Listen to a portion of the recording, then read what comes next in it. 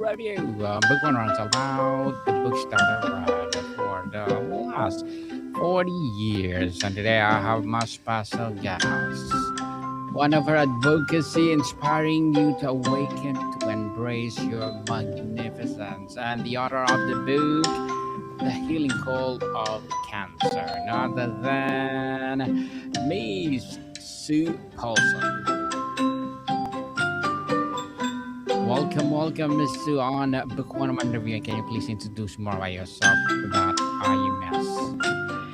Thank you, Daniel. Well, I'm a magnificence mentor living in Edmonton, Alberta. My passion is to help awaken people to their own magnificence. And as part of that journey, I've written a couple of books, the most recent of which is The Healing Call of Cancer. I'm a cancer thriver. I was diagnosed in 2011 and had experienced two bouts of cancer. And then over time, as I went through my own healing process, I decided to write a book about it. Thank you for sharing your knowledge and wisdom to the world, Miss Sue. Thank you for sharing the healing call of cancer to the world. So tell us, your book opens with a powerful poem, Cancer and Me, that begins. This cancer has hollowed me out, stripped me from the bones and everything I ever knew was or ought I could be. The rawness is so honest. For someone who just received a diagnosis and feels hollowing out, what do you wish they knew in that very first moment? I think in that very first moment is to know that you are not your cancer. So the cancer that comes certainly is in you, but it's not you. You're far, far, far bigger and far more powerful than the cancer. Certainly, you are more powerful than the cancer. Your signature line is fear is the enemy, not cancer. That is a Yes. radical reframe. Why do you name fear as the adversary, and what does fear actually do to our bodies and our ability to heal?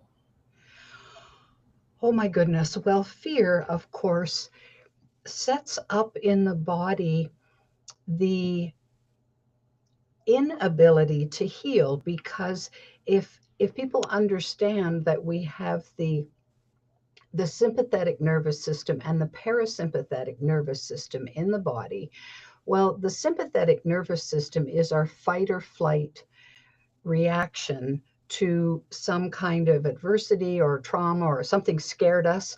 Well, there's no question when people get a cancer diagnosis, one of the first things they feel usually is terror. Well, it's such a heightened sense of fear that it triggers adrenaline and all of the chemicals in the body that are designed to either fight or run away. But of course, you're in a situation at that moment when there's really nothing you can do. It just hits you smack in the face and you're going, whoa. And so the body starts to react in an adverse way. Well, the other part of the nervous system, the parasympathetic nervous system, which is designed to heal, to build and rebuild our immune system fighters, and to keep us well, it shuts down if the sympathetic nervous system is in control. So what the fear does, if you're in fear over a prolonged period of time, not only does it have a debilitating effect on the body, but it depletes your immune system to the point where you don't have a lot to fight with.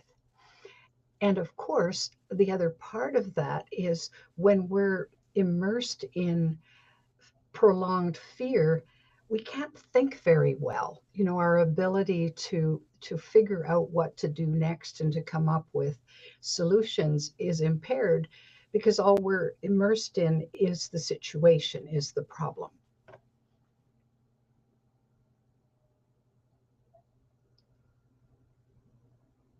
Very well said, Miss Sue. We had the near death experience in 2007 and two cancer diagnoses in 2011 and 2012. How Right. did that near death experience change the way you receive your cancer diagnosis, and were you less afraid because you'd already touched the threshold?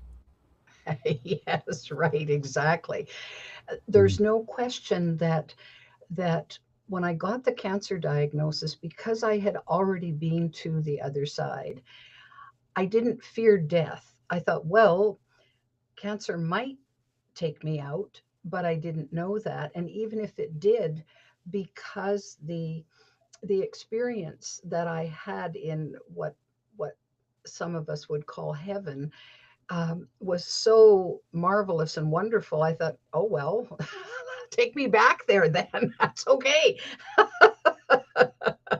So even though I was afraid of going through the cancer and what the process was going to be and the journey was going to be, the idea of dying from it was not as big a deal.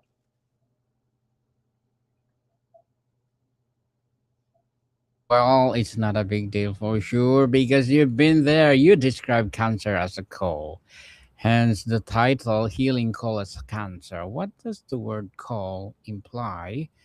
Who or what is doing the calling, and how does someone learn to listen? Ah, well, when I looked at the whole journey itself, I view cancer as a very powerful teacher, um, not as something that just comes at random. Some different professionals that talk about cancer said they never met a cancer diagnosee who was a really, really happy person. So often there are some underlying issues in a person's life that can be there that they may or may not be aware of at all that results in a cancer diagnosis. And um, so it's a fascinating thing to me that we get this call, and whether you consider it a call from spirit or source or God or whatever, it comes to get your attention. And so let's face it, when the phone rings, well, it gets our attention and we pick up the phone. Hello. And oh, well, you have cancer. Well, you really have my attention now. And of course it could be a call. For some of us it's a call to journey through, take our last breath and go home. For others it's a call to say, oh, are you living the best life that you could be living? Well, of course, my answer to that was I didn't know if it was going to call me home, but I'm thinking, well, I can't say that I'm living my best life. And so how can I use this adversity to take me from that moment of, oh boy, wow, this is hitting me hard, through to a life of peace, joy, calm, what I would consider to be heaven on earth. How can I do that? So there was the call. Interesting, Miss Sue, and empowering as well. You write cancer come from a reason for someone who might hear that and think, are you saying I caused my cancer? Or how do you help them understand the difference between blame and responsibility? You're clear we're not blame, but we are responsible. Right. Absolutely. Absolutely. There's no room for blame here. It's not anybody's fault. You didn't do anything, quotes, wrong. it's not a punishment for anything you might have done in the rest of your life. It's an opportunity, I guess. And what I guess when I think of my own example, there were certainly things that I did not do in looking after myself as far as self care and looking after my own health, that I had lots of stress in my life that I was not dealing with very well. I had an upbringing that didn't result in me being as feeling really good about life as I could have been. And so all of these little things tend to, they can pile up one on the other, and different people, and it came to a turning point, I guess, for me, where it gave the cancer coming in was, I think, the result of an accumulation of lots of things. When I worked with a hypnotherapist at the last end of my healing part of my journey, his perspective was that there was some trauma that was lurking, some tragedy that I had never identified, that was lurking in the background somewhere, that kind of created fertile ground for cancer cells to grow. And the cancer that I had been growing for over 10 years, was the perception of the oncologist. And so it wasn't like it just bam, like out of the blue you get a flu bug or a cold. It doesn't happen like that. There's something going on, and there's underlying symptoms that maybe have been there for a long time. So when we get the diagnosis, then it's counterproductive to blame ourselves for it. Although I admit that I did initially, that was a learning I had to work myself out of, and work through, that I was not to blame and I was not at fault, and to not be angry with myself for having cancer. It was to recognize that, oh, well, it's come for a reason. I maybe don't know what that reason is, but I am the one that's responsible. I'm responsible for learning to accept this. I don't have to like it, but the only way to move forward is to say, well, I'm in it. I've got it. I accept that it's here. And now what am I going to do about it? So then that's where our responsibility kicks in, to then move forward with that and say, okay, there's umpteen dozen choices and decisions to be made. As I move forward, how am I going to do that, and what am I going to do exactly? Very well said, Miss Sue. You described cancer as formidable teacher. What has a cancer taught you about yourself that nothing else in your life, not your decades of teaching, not your speaking career, or not your death experience, could teach you?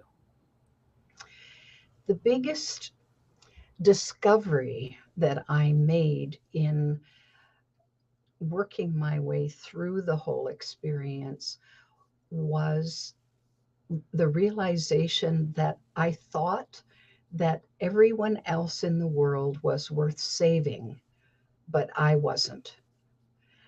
And that shocked me, because I did not understand that I had a worthiness issue. I couldn't see that in myself. I'm a pretty I'm fairly bold. I'm very social. I have an optimistic attitude. And if somebody had said, well, Sue, actually, you don't feel you're worth really enough, I would have, what? What do you mean? But deep down, was exactly at the core of it, because I'd spent so many years trying to be better, to improve myself, to measure up, to be good enough, all of these things. Well, you don't do that if you feel entirely worthy. And so that was one of the biggest lessons from cancer, was the recognition that I was mistaken in thinking I was unworthy, when in fact now I recognize and understand and celebrate my own worth, as everybody needs to.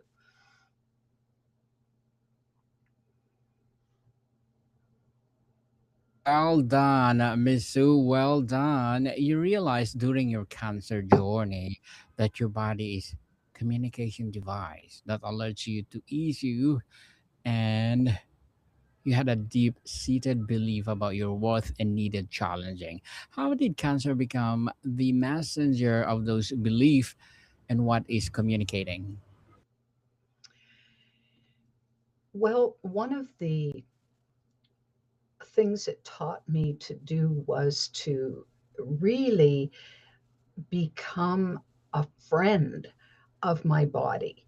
That I don't know if most people think of their bodies as anything more than the vehicle that gets them from point A to point B.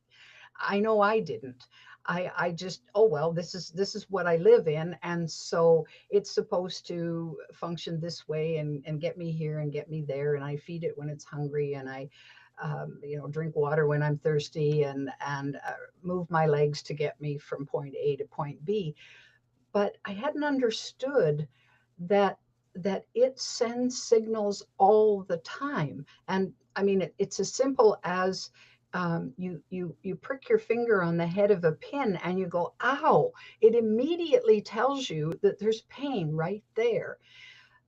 But most of us, I think, are, and I certainly was, a bit oblivious to the fact that my body kept trying to give me signals that something was amiss, something wasn't right in my body. And I would just sort of poo poo it and say, oh, well, whatever. Well, of course, in going through cancer, I began to recognize that the body knows if there's something wrong. And, but you need to be able to listen, you need to pay attention. And instead of, how many times in my life did I fight against what my body was telling me? It was feeling flat out exhausted and I needed to sleep.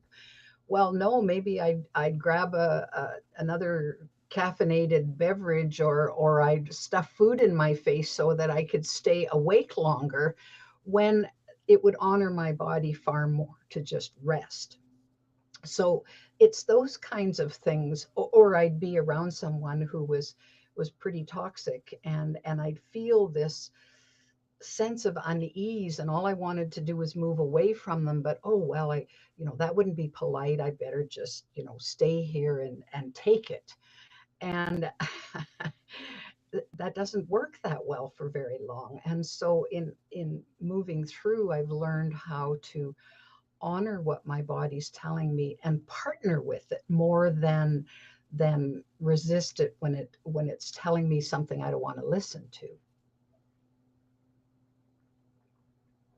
Inspiring, Miss Sue. Truly inspiring indeed. You shared after your cancer diagnosis, you engaged with psychotherapy sessions to understand and underlying causes of your illness. What did your therapy reveal that changed how you approach your healing and your life afterward?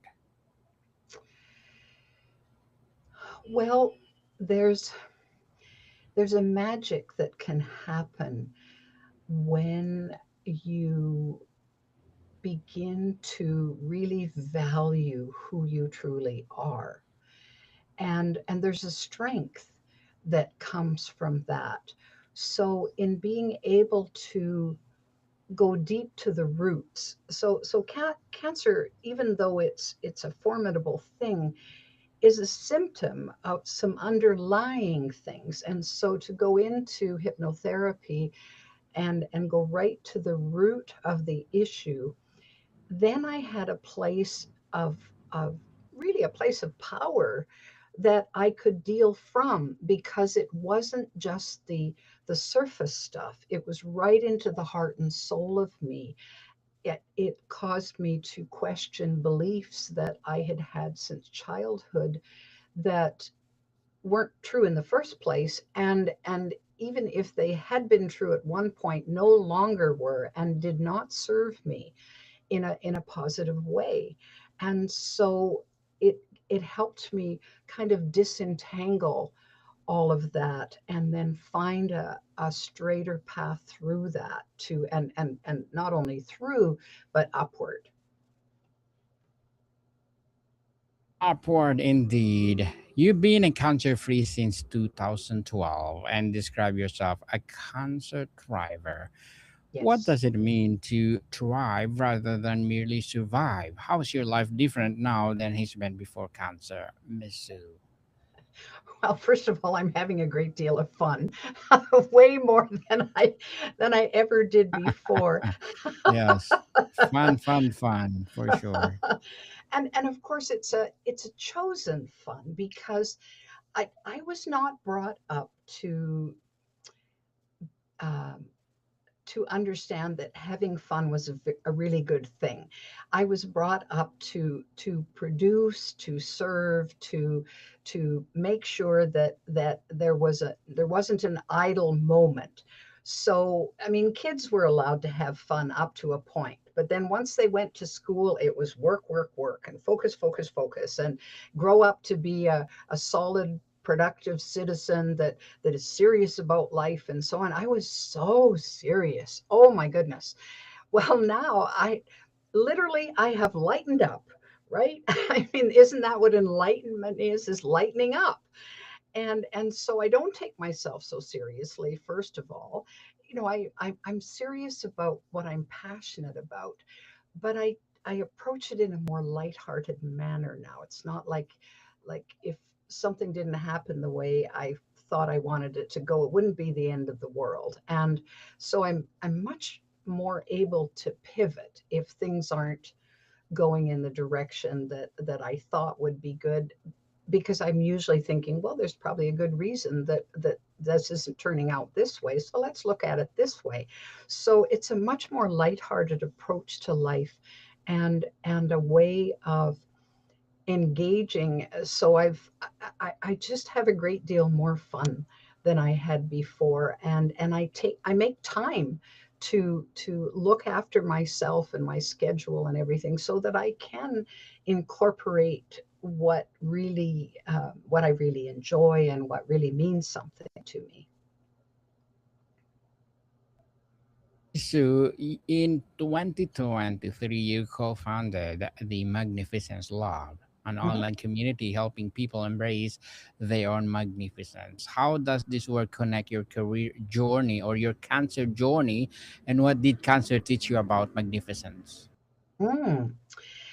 You know, it took a few years of working with the the book on cancer, and I kind of simultaneously, side by side of that, from the near death experience through to writing about more about cancer, I had kept coming up with this, kept noticing this reference to magnificence and this reference to heaven on earth.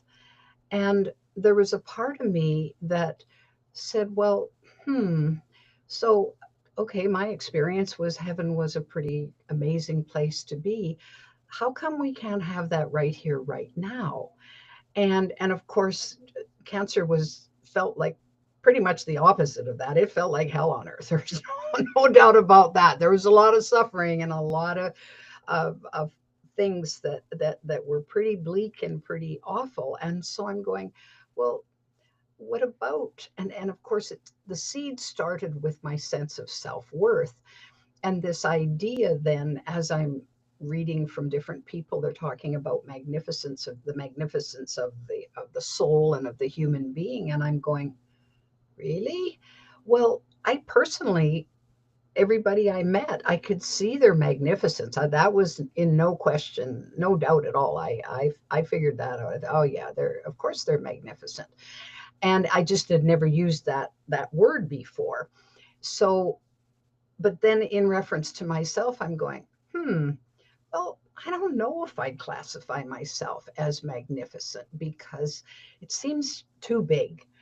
And I think of mountains as magnificent and the ocean as magnificent, but I never thought of me personally as magnificent. Excuse me. So, of course, as I'm writing more about cancer and the other side of it, I'm thinking, well, if we each tap into the magnificence that's already there, because it's in the very heart and soul of us, well, then we could heal whatever needed to be healed, and cancer would have no reason to call anymore. And so I found this lovely connection with all of it, that each had its role to play in the puzzle of my life. This piece fit here and that piece fit there, and so on. And out of that, the as I started experimenting on myself, like, okay, Sue, well, what makes you magnificent? And of course, I was taught growing up that it's not good to brag about yourself. And it seemed if I said I was magnificent, that was bragging. So I had to kind of work through that a little bit. But in the experimenting, then we I got working with a business mentor by the name of Chris Angel, who was encouraging those of us he was working with to follow our passion. And I said, well, quite honestly, my passion is working with magnificence and helping people to create their own sense of heaven on earth. But I said, I don't know if that's a thing or if anybody else wants to do that, but that's the track I would like to run on. So we created he co-created with me this little online community called the Magnificence Lab, that we could go to and explore all facets of this particular subject. So that's what happens in the lab. It's a subscription based process, and those that are interested show up once a week for 90 minutes on Zoom, and we explore every facet of it, from what makes us magnificent to what gets in the way, what beliefs and conditioning and so on trips us up and causes us to stumble as we or to not believe that we're that magnificent.